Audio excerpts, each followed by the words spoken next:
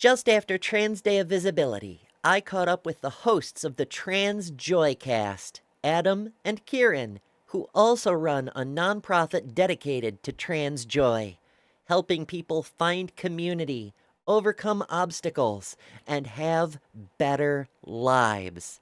That's exactly the kind of change I'd like to see in the world. Good news starts right now.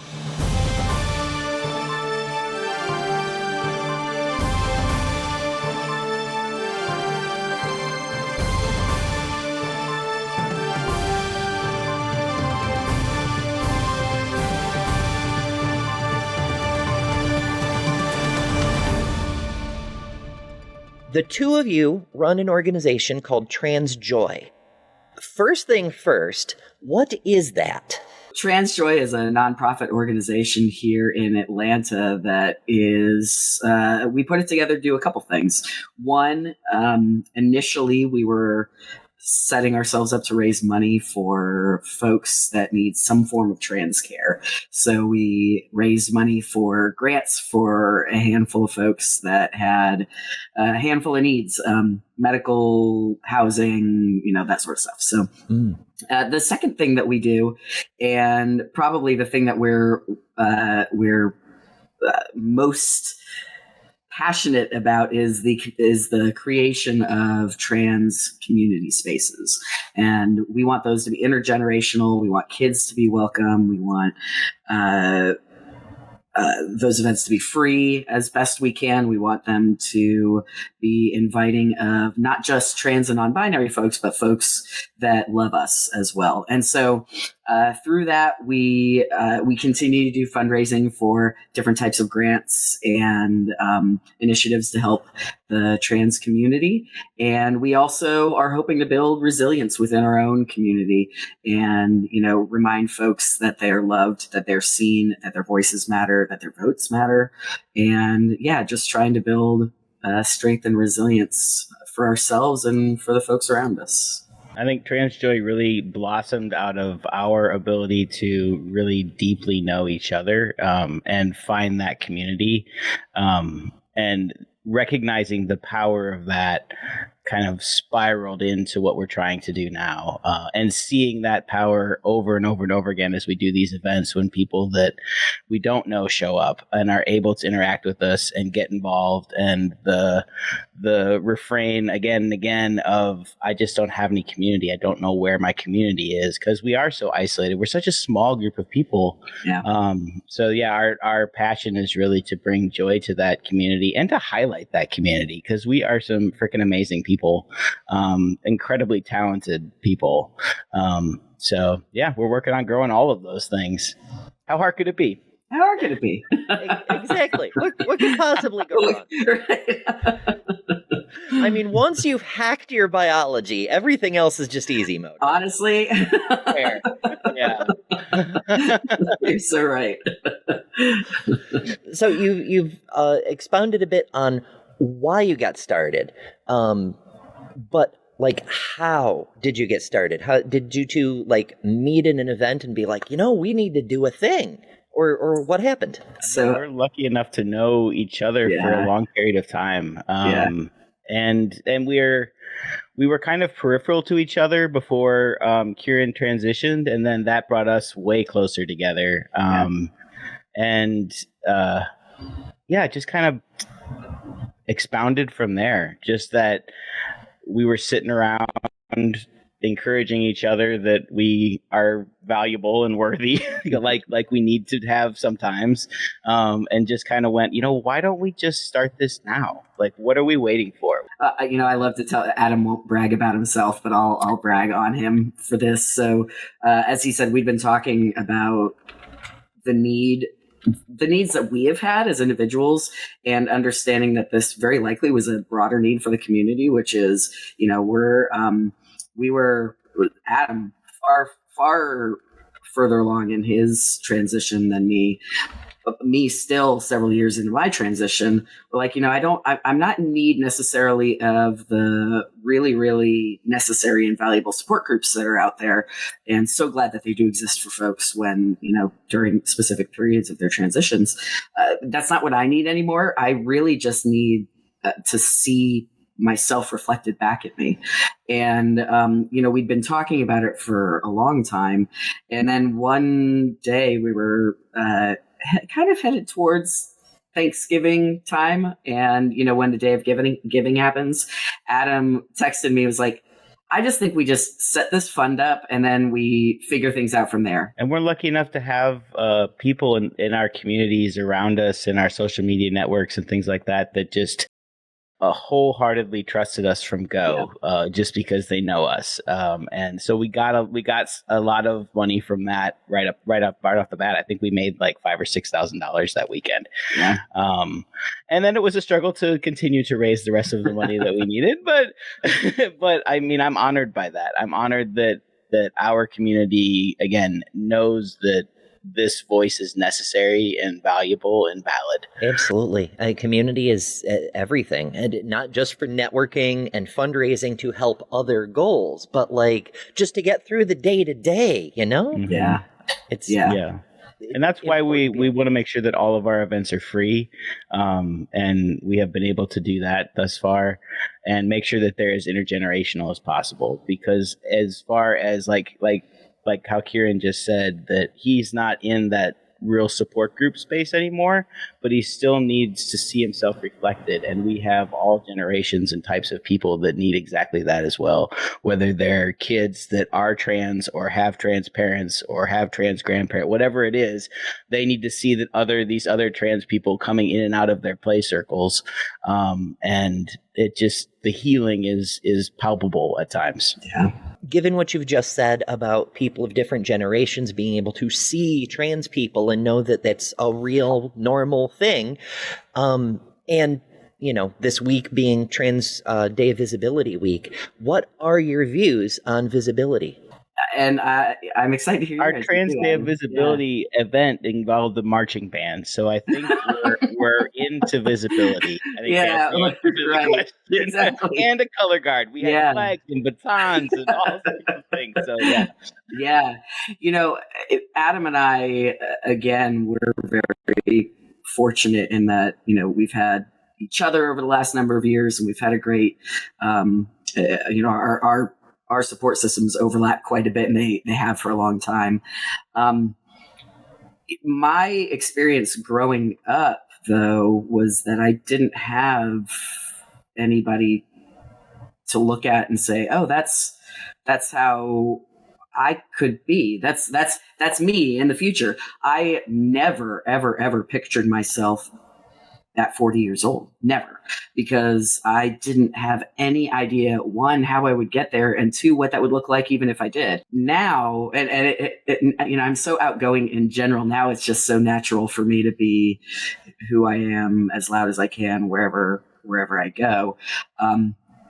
But a lot of that also comes from the fact that was something I didn't have before. And I know what a difference, I can imagine what a difference it would have made. The number of folks that say nasty things about trans folks, the number of people that are trying to make laws that are intended to harm us, those are not people that know us. Because if they knew Adam, there's no way in the world that anybody would want to harm Adam. There's no way in the world where anybody would want to harm my trans and non-binary brothers and sisters and anywhere in between. Our tagline for TransJoy is rewriting the narrative, because I personally believe that language is incredibly powerful, and there isn't anyone writing our stories. There isn't anybody saying that we're at these protests. There isn't anybody saying that hardly anything. And we want to be that voice, but we also want to be that voice to empower us and to highlight us. And I know that comes for me from, I transitioned 25 years ago, right? Like it's been a long time. And it wasn't until starting TransJoy in 2023 that I really had trans people around me and supporting me and knowing me. And that was a really, really lonely time for me, without a place to fit in and without the safety of being able to be visible. I worked construction most of my life, so I was always, it was just not safe for me to be an out trans man. And mostly stealth. Yeah, mostly stealth. So I can recognize the need for that, and that's incredibly valid. And it's a really scary place to make that transition, another transition, right, into being your visible all of you. And it's not a place that everybody is, and it's not the place that we all should be. That's another reason why we define community as us and the people that love us, because trans visibility is first and foremost about our own pride, but we need our allies to be visible for us. We need our allies to stand up and be loud when we cannot, when it is not safe for us to do that. And our positions, Kieran and I, our positions and our transitions and our just who we are in a place in our lives that we can stand up and be visible right now, and we are doing that. We definitely don't expect that everybody does that. I mean, safety has to be first. Absolutely. The world has gotten a little bit more dangerous in recent years, and people have said before, visibility is sort of a double-edged sword. On the one hand, more people are aware of us, so there are more people who are trans but never had the language to describe how they're experiencing their lives can do that now. But on the flip side, more bigots are aware of us and can point at us and be like, look, it's the woke mind virus or whatever the hell they're saying this week. Yeah. You know? Yeah. And that's my experience, right? That's what I live. In some ways, it was really lucky for me that I got to transition around a time when I could just fall into the shadows. But I also know the damage that shadows did to me. So it goes both ways. It goes both ways. Everything is pluses and minuses. You guys started with grants. You've been doing live events like the Trans Day of Visibility event, which, just a brief aside, people come here for the tangents. I very much am huge about live events. Like, an online community is wonderful, but when the broadcast is over or when someone logs off or whatever the case may be, then you're back wherever you were before. It's the in-person events when it feels more real, you know? Yeah, you can ride that longer. Yeah. That it stays with you longer. I don't know. It fills your cup longer. Yeah. That's a good way to put it. But you also do a podcast. Is that a new thing you've added on top? We started that at the year mark, and that is all. We both do it together, but Kieran has rocked the socks off of that thing. He wrote the music for it. He does the editing for it. And we're really learning and having a lot of fun with it. But yeah, it is another thing that why not? Let's put another one on. Yeah. How hard can it be? That's always our answer. How hard can it be? Let's try it and see what happens. Yeah. To your point, the live in-person stuff is really core to a lot of what we've wanted to do. And in the process of making that happen, we have seen the need, from an audience. We've seen the need from an audience that exists at a distance from Atlanta as well. We've got folks that, and actually kind of a fun way that we know this is we've got an Etsy shop that we have sent pins, or one of the things that we sell the most of is these pronoun pins to so many different states around the country. And so we've found that though we haven't intended to, we've reached so much broader audience. And and we know that there are folks that live in places that don't have a local space. We're really lucky. Atlanta is a big city. It's probably the biggest city in the South, and we have access to each other in a way that folks who might be in smaller towns around the country don't have access. And so one of the things that we've really wanted to do is make sure that we're creating digital space as best we can for communities, just like you're doing, Ember, here, being able to reach beyond our physical location. You've been doing the podcast to try to reach out and connect with a broader audience, which is fantastic. Are you hoping to inspire similar organizations in other cities to do in-person events? Are you guys thinking of franchising? Are you going to link up with other organizations that already exist?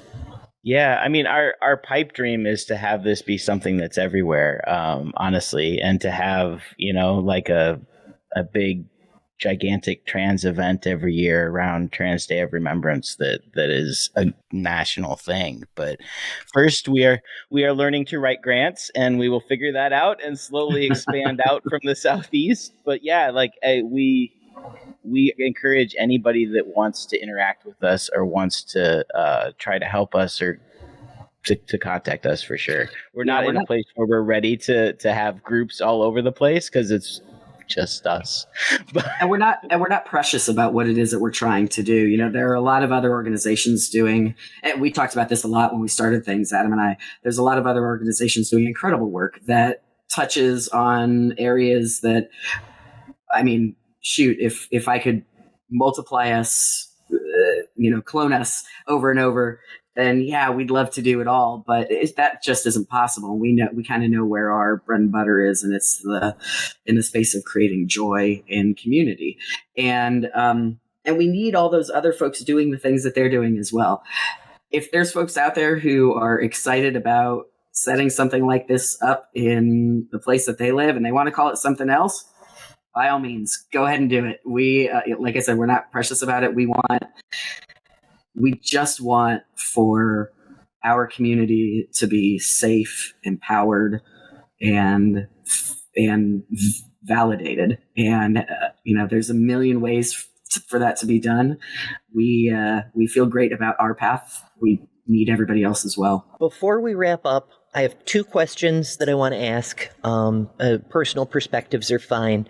The first is, as people who are involved in community, both the highs and the lows, what message would you offer for trans people in the U.S. right now? That's loaded. It's heavy. I think that the best thing that I can say from my perspective and my journey and what I've experienced, because I have been doing this for so long and I've existed through, like I tell Kieran that I've had to drive across the state to find a doctor that would see me or even touch me. I've lost jobs. I've, had to have medicine shipped from, pink-a-dick-a-dick-a-dick before you can figure out where to get it, and it's only been in the last even 5-10 years that we've had access to insurance and the kind of care that we need.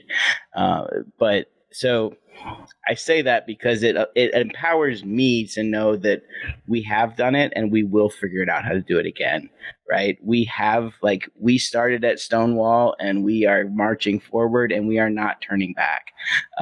And there's something really powerful about knowing our elders and our history and knowing just how strong we are as a people. Yeah. I would add to that. I think that was so well said, Adam. I'd add to that every movement that requires some sort of cultural change has always faced some sort of counterculture. And for folks who are, and I suspect that's been true throughout history. It's certainly true throughout the American history that I'm familiar with. Even as recently as fighting for the rights for gay marriage, you could see the uptick in people on the other side of that trying to create ways in which folks would not have, creating ways to prevent that from being something that folks could do. And both sides got louder and louder until finally was it Martin Luther King Jr. said, the moral arc of the universe bends towards justice. We are seeing right now a time when, for all sorts of reasons that are outside of the trans community's hands, people are weaponizing the community to try to, stir up some sort of fervor for a group that has nothing to do with the trans community. That, I think, though, is a symptom of the progress that we've been making. I'm not saying it's a healthy symptom or a good symptom or a justified symptom, but it is, I think, a consequence of the progress that we have been making. And this is a moment in time. This isn't forever. And I could not be doing the work that we do today if I wasn't an optimist at my core. And I do believe that we are capable of so much better than what is happening in this country right now. And that sometimes it takes a little bit of time for us to organize and get our, crap together to make it happen. I'm a believer that it is going to happen. Last one, allies. It's a question I get all the time, which is why I'm passing it on to you to see what you two say. What advice do you have for allies who may not have the best science knowledge but want to stand up for us? Oh, we talk about that all the time. If anybody who's listening has heard any of our podcast episodes, which I think I forgot to mention the name, it's TransJoycast. If any of y'all have listened to it, we talk about this all the time because so much of our content actually at times has been geared towards allies. We know, and kind of building on what I was saying before around just knowing that humans are built for good intent. I know we are. I'm so sure of it. We've got plenty of folks who want to do good but aren't sure how. We at TransJoy try to be a space where we can be a little bit of a resource if needed, because, there are plenty of folks in the trans community who get asked things all the time who just aren't in a position to be able to put out that emotional energy of educating and all that sort of stuff. So we are very comfortable being in a position where we can help educate folks. So anybody that ever has any specific questions, they can ask us. But really, if you're wanting to make the biggest dent you possibly can, it's one, educate yourself, do your research, Google everything, find trans. Before you talk to your trans friends. Yeah, that's exactly right. One Google search. Yep. Yeah, that's right. And when you are in a space where trans people are not, speak up. Do not just allow for, the snickering or the mockery or the, just the nasty comments. Don't stand for that. We are such a small community that we can't be everywhere. And, you never know. Also, that you might be in spaces where you don't think there's a trans person. There actually is a trans person. And hear you when you stand up. I guarantee that there's a trans person somewhere around you that is hearing you say those things, or has a trans brother, trans sister, trans kid, trans whatever. There is somebody tangential to us. Transcendental people. I like it. Yeah. There's a little branch of our TransJoy. Yeah. Standing up and being visible really matters. And you have the safety and privilege that we do not have in being able to do that. Thank you so much, gentlemen, for joining me today. All the various things we've talked about, the shop, the podcast, the grants, the live events when there are, links to socials, all of that you can find at trans-joy.com.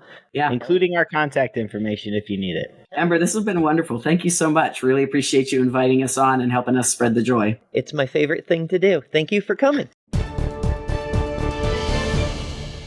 Once again, you can find all the things Adam and Kieran are up to, from the TransJoycast to Instagram to live events, as well as donate to the grant program or buy neat stuff in the shop. All of that at trans-joy.com. If you enjoy content like this, be sure to subscribe. Help us rewrite the narrative with the free options. Hit like, comment your favorite dinosaur, and use that share button until it wears out. You can also contribute directly at patreon.com/TheTransPositions. And get involved with the community by joining us on Discord, where you can learn about breaking news between shows, meet up with community members, and browse the stacks of science, piles of memes, keep up with the hosts, and more. For the TransPositions, I've been Ember Belrad.